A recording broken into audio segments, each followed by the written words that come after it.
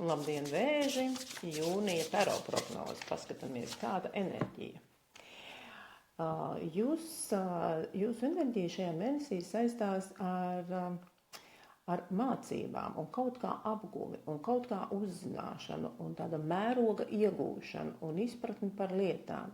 Tas ir situācijas, kad, piemēram, jūs nopietni sākat kaut ko lasīt vai kaut ko mācīties vai kaut ko izprast vai satiekat kādu cilvēku, kas pavēst jums pilnīgi jaunu pasauli. Tas cilvēks, piemēram, jums stāsta par savu dzīvi un jums pēkšņi pavērš apvārtsnis, jūs saprotat, neko tādu tu neesi iedomājies, nekad es tādu ne par tādām lietām neesmu domājis.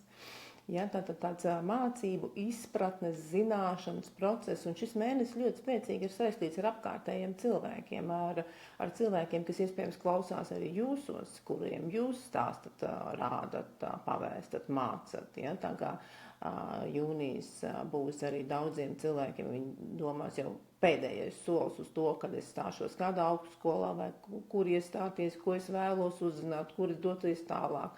Protams, ka tas nav tikai ar akadēmisko izglītību saistīts, tas ir saistīts ar dažādām ticības un ezotērikas liekām, dažādām, bet ļoti interesants mēnesis, ja, tādā izaugsmes ziņā, izaugsmes un garīgās attīstības ziņā. Un paskatīsimies, kā tad darbā. Darbā viss mierīgi, vairāk tā kā atpūta, vairāk tā kā gandarījums, prieks, tāda galu savilkšana, saprašana, ko es gribu, ko es negribu, kas man ir ērti, ko es jau ļoti labi zinu, jo redzat, ka šis cilvēks tur sēž tik ērti savā darba vietā, ka faktiski viņam gandrīz nekas nav jādara, viss ir izdarīts, un viņš to dara tikai tādu savu gandarījumu pēc, paņem jums kaut ko pastāstu, parādu, izdaru, sakārtoju, tas man nenes nekādu apgrūtinājumu, man vispār nav smagi, nav grūti šīs lietas darīt, es to daru, tā kā tēju iedzert apmēram, ja.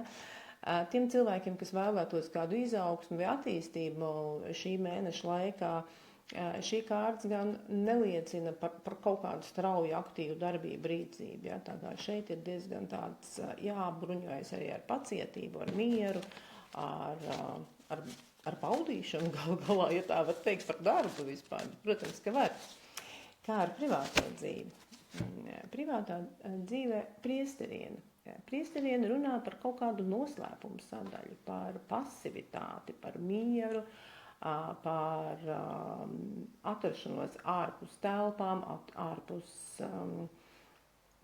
ārpus kņādas, ārpus pūļa, ārpus cilvēkiem. Tad šī kārta saka, ka vislabāk partnerībā būtu atrasties prom no citiem, izbaudīt vienam otru, izbaudīt tiešām pasivitāti. Tā, ka mēs varam nedarīt, mēs varam darīt, bet mēs varam arī nedarīt kopīgi. Ziniet, tas par to kopīgo klusēšanu, par to kopīgās dienas pavadīšanu bez kaut kādiem tur intelektuāliem cīkstiņiem vai plānošanas vai domāšanas, kā vajadzētu, ko mēs darīt. Tātad iesaku tādu mieru,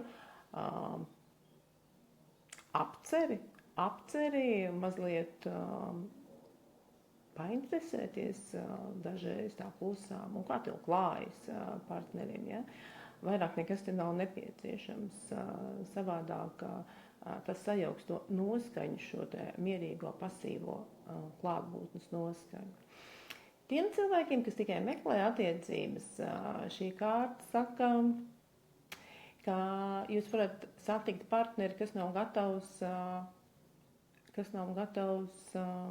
atbildīgām attiecībām, kas nav gatavs legālām attiecībām. Tās varētu būt attiecības, kas ir mazliet slēpjams no citiem, kas ir pusoficiāls, pusneoficiāls. Ja? Tad, priesteriena sola iepazīšanos, bet tas nav ar ilgstošu, vai tas var būt ilgstoši, bet tas nav ar nopietnu iemeslu, vai ar tādu, ka tā būs mana sieva, vai mans vīrs, vai mans partners. Tāda ilgstoša enerģija šeit nav. Jāsaka tā, Vēža kopsumā lielisks mēnesis, tikai šeit diezgan maz praktiskās sadzīves. Te vairāk ir par sajūtām, par meklējumiem, par apceri, par gandarījumu, nekā par kaut kādu reālu darbību. Tā kā varbūt ļaujiet šajā mēnesī sev tādu mierīgu rāmu darbošanos bez bez meklēšanas, kaut kāda iznākuma sagaidīšanas. Uz tikšanos!